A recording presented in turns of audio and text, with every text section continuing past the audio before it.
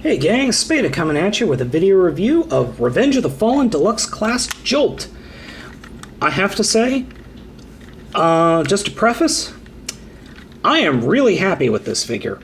This guy is by far my favorite Revenge of the Fallen figure. My favorite Deluxe figure, hands down so far. Well, what makes him so great?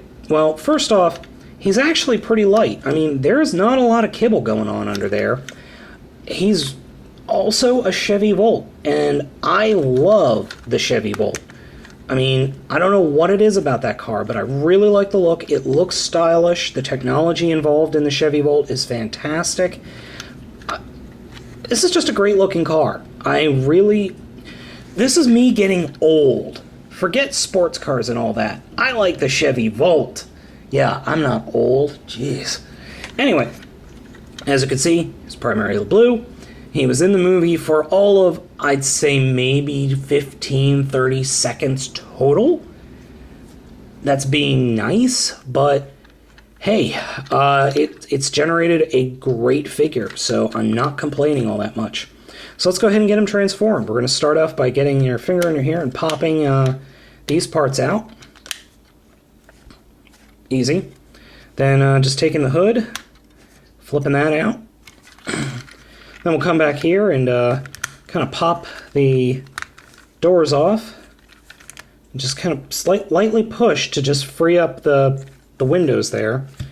And then get in here and split the entire assembly, the roof of the car out like that.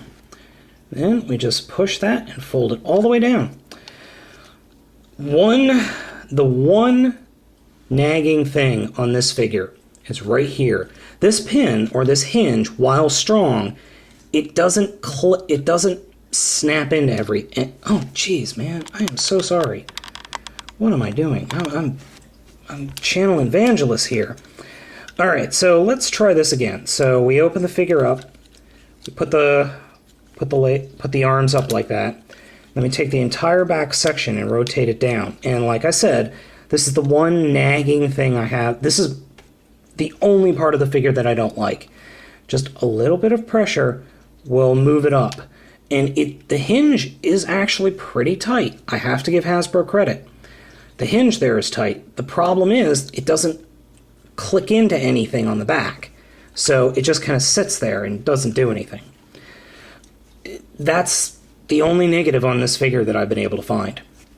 So next thing I like to do, I like to fold those parts up, or what you can do is fold that up and then just fold it like that. I mean, you really have a lot of options here, or you could just have it like this, or like that. I find that to be fine. Or you could just leave it and just collapse the back. And just kind of do something like that. Any of those options, fine. He does have a little bit of a Mecha Live gimmick, and I don't think you're going to be able to see it here, but if you twist the waist, you have to look very carefully. There are some gears in there that turn in the opposite direction from the way you're twisting. So, other than that, it's probably not going to show up on camera all that well. Okay, so let's finish off with the upper torso. Kind of take these panel wings and move them back. You can rotate them down. You can do anything you want. I prefer to rotate them down myself.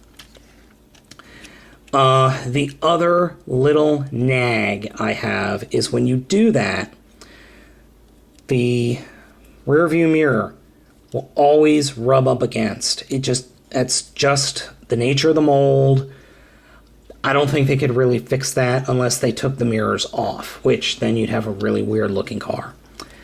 So the next thing is he doesn't have any hands. He has these kind of 3-fingered pincer claws that don't move, but his gimmick is these like little tiny electro whips, which on this figure, I have no problem with them, but check out Jin Satome's site.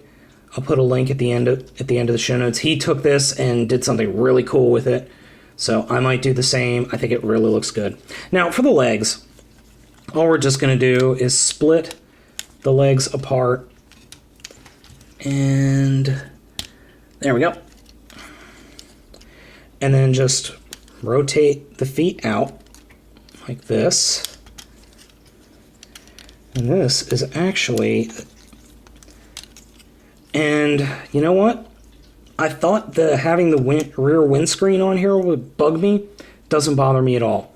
Now, the directions say you should put the feet like this.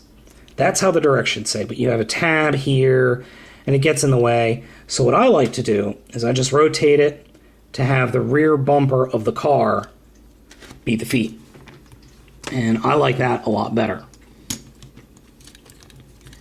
So that's just the way I like to do it. It also gives you, it's also on a ball joint, so it's really easy to pose.